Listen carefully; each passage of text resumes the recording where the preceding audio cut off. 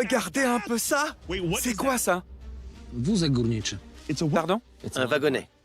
Un wagonnet? Yes. Oui, Sur les rails. Ce tunnel est énorme. oui. Je dois dire qu'on a une vue absolument exceptionnelle sur l'ensemble. Mais c'est encore plus dingue de se dire qu'on filme en temps réel. C'est sous nos pieds.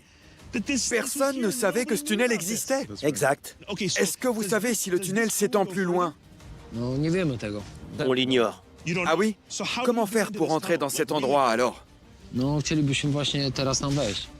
C'est ce qu'on cherche à savoir. Comment? Sébastien m'emmène un peu plus bas. Et c'est là que je comprends l'ampleur des recherches. Du bois? Tout ça, c'est pour le projet? Yes, Oui, le bois, l'acier et la grosse machine ici. Waouh! C'est pour nous. Et depuis qu'elle a appris l'exactitude de la carte, l'équipe travaille sans relâche nuit et jour pour avancer. C'est une tâche incroyable. C'est pas possible! Bon sang, j'y crois pas! Est-ce que c'est le tunnel? Oui, Tout était enterré. Tout était couvert par la végétation. Mais voilà la dépression. L'endroit où on a inséré la caméra se trouve derrière cette entrée? oui, Là-bas? oui. Est-ce que vous avez réussi à atteindre le wagonnet présent sur l'image? Dostaliście się do tego wagoniku? Jeszcze nie. Pourquoi? Parce qu'on s'est retrouvé face à un empilement de pierres. Et derrière ça, il y a un autre mur. C'est bloqué. Yes. Exactement. On peut y aller? Jest. Oui. Musimy tylko założyć kaski. Il nous faut un équipement de sécurité et un casque. Ok. Équipons-nous alors. OK? Ça marche. Ouais.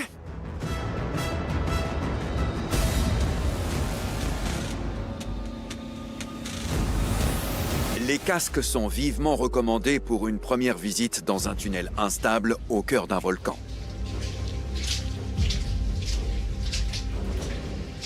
C'est incroyable. Vous avez vu cet endroit? On voit que ça a été renforcé. Sébastien? Oui, Tout ça, c'est nouveau? Yes. oui, C'est de vous? Tak. oui. L'équipe a dû monter tout ce qui nous entoure pour sécuriser les lieux. C'est fou. Nous continuons à progresser sous la montagne jusqu'à atteindre la fin du tunnel. Ok. Teraz jesteśmy na 46 metrze od początku torów. Ici, on est à 36 mètres de l'entrée. Le tunnel avec le wagonnet est de l'autre côté? Yes. Oui, Oui. Le mur qui nous arrête se compose de pierres empilées du sol au plafond sur une profondeur importante. Il faut compter 10 mètres. Les pierres n'ont pas été placées ici par hasard. 10 mètres de pierre? Oui, on peut dire que ça fait tampon. On ne sait pas exactement pour quelle raison, mais c'était volontaire. Les pierres ont été empilées comme ça sur 10 mètres. Oui. oui. Ce qui se trouve de l'autre côté de cette paroi a été caché avec 10 mètres de lourdes pierres. Je pense n'avoir jamais rien vu d'aussi bien protégé de ma vie. Ça y est, ils arrivent à voir à travers. Avant ça, ce n'était qu'avec des caméras. Mais après avoir retiré des pierres, on aperçoit ce qu'il y a derrière. Je peux? Oui. Oui, c'est un tunnel. Ghost? Un fantôme? Oui, il doit y avoir un fantôme. Ah, yeah. Oui, Regardez. Yeah. oui. Oui? Original and stay. Il s'est pas effondré. Non, non, tout semble OK. Good news. Bonne nouvelle. C'est incroyable. On voit que ça s'étend très loin dans les ténèbres. Ok. Bon, qu'est-ce qui se cache derrière ce mur? History. L'histoire. Très bien. Entrons dans l'histoire.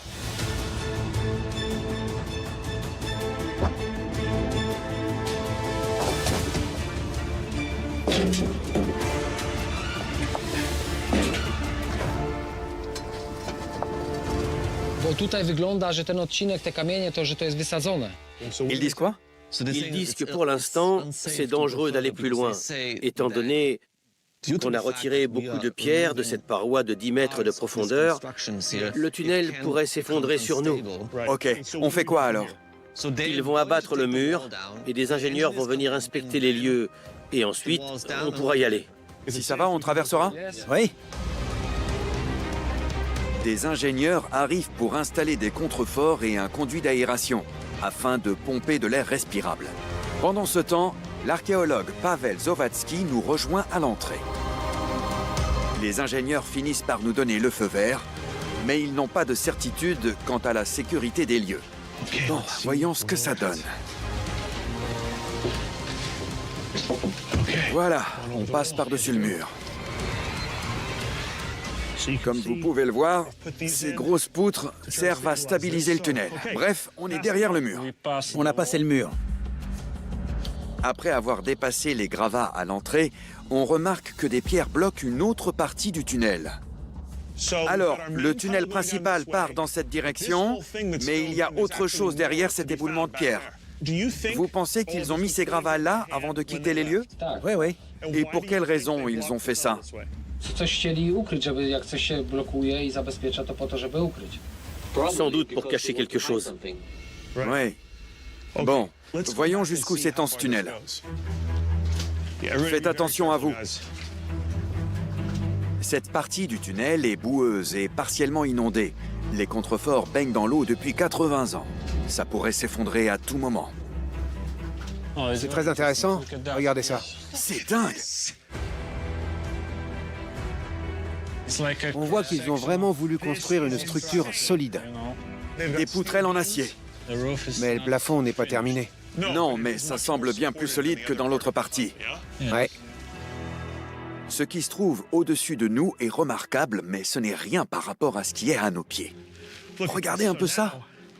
On a des rails qui mènent tout droit vers l'entrée du tunnel. C'est bien ça? Oui. On ignore où ils conduisent. Et il y a du matériel en bois qui servait peut-être à... Ce sont des poutrelles qui n'ont jamais été installées? Oui. D'ailleurs, il y a un autre chemin ici. C'est pas vrai! Co to? C'est une pioche. Elle a été abandonnée là, contre le mur. C'est dingue, non? Je trouve que ça fait froid dans le dos. On imagine bien un ouvrier travailler ici. C'est comme s'il venait juste de partir. Malgré son aspect, ce tunnel n'était pas une mine. Quel était l'objectif de sa construction? Nous cherchons des indices et nous finissons par en trouver un très intéressant. Ej, Josh, Ej, Josh. co tutaj leży? Pardon? To jest, oto, jak C'est pas vrai, regardez ça!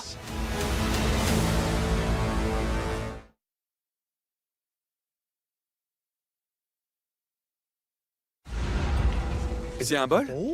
Oui. Il s'agit d'un objet personnel, alors c'est spécial. Je pense qu'il appartenait aux ouvriers et qu'il a été laissé là après un repas. Quelqu'un s'est assis là pour manger. C'est la toute première fois qu'on trouve autre chose qu'un outil ou qu'un objet ayant servi à la construction. L'équipe de Sébastien photographie le bol et le répertorie, puis nous continuons notre progression. Ça faisait partie du circuit électrique d'origine. Un vieux système électrique. C'est dingue.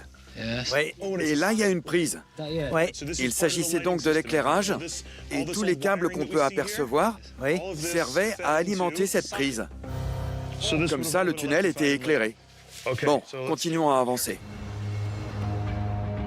Encore une tête de pelle. On dirait que les ouvriers étaient en pleine construction. Comme il n'y a pas de parois ou de contrefort en bois, c'est impressionnant de voir dans quoi ils devaient creuser. Ça devait leur demander beaucoup d'efforts. C'est pas de la terre bien meuble. Il fallait forer dans le sel. C'est fou. Il est très probable que ce tunnel soit l'œuvre de prisonniers de guerre. Oui, exact. Pendant la Seconde Guerre mondiale, l'Allemagne a construit plus de 450 camps d'extermination et de travaux forcés en Pologne.